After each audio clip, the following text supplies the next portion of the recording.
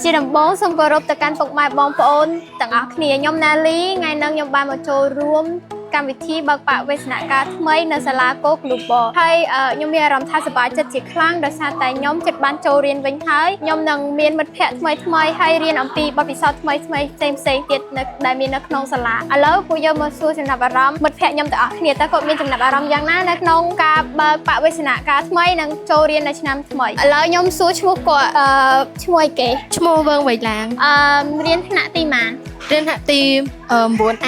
ឆ្នាំថ្មីមែនឆ្នាំថ្មីអញ្ចឹងវៃឡាងមានចំណាប់អារម្មណ៍មិនដែរពេលបានចូលរៀនឆ្នាំសិក្សាថ្មី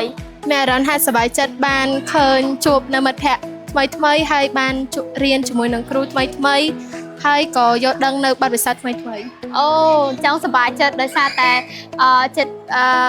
បានចូលរៀនថ្នាក់ថ្មីហើយមានមិត្តភ័ក្តិថ្មីផ្សេងទៀតរៀនថ្នាក់ទីម៉ានរៀនថ្នាក់ទី 9A រៀនថ្នាក់មួយគ្នាមានចំណាប់អារម្មណ៍មិនដែរនៅក្នុងការចិត្តចូលរៀននៅឆ្នាំសិក្សាថ្មីមានអារម្មណ៍ថាសប្បាយចិត្តខ្លាំងដែលបានចូលរៀនឆ្នាំសិក្សាថ្មីហើយយើងក៏បានជួបមិត្តភ័ក្តិជាច្រើននិងបទពិសោធន៍ថ្មីដែរដូចគ្នាស្អីរៀនទីម៉ានរៀនទី 9A មានចំណាប់អារម្មណ៍មិនដែរ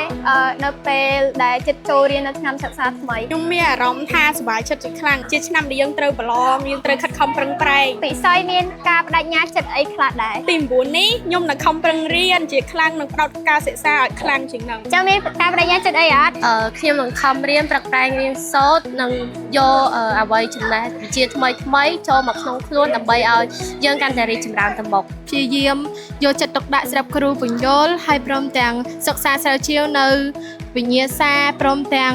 មេរៀនថ្មីអូខេហើយខ្ញុំក៏មានការបដិញ្ញាចិត្តដូចគ្នាខ្ញុំនឹងខិតខំរៀនសូត្រដើម្បីប្រឡងឌីប្លូមបញ្ចប់ដោយសារតែខ្ញុំឆ្នាំនេះខ្ញុំទី 9 ហើយខ្ញុំនឹងខំរៀនដើម្បីប្រឡងឌីប្លូមជាប់ចាមានតែប៉ុណ្្នឹងអរគុណបាយបាយ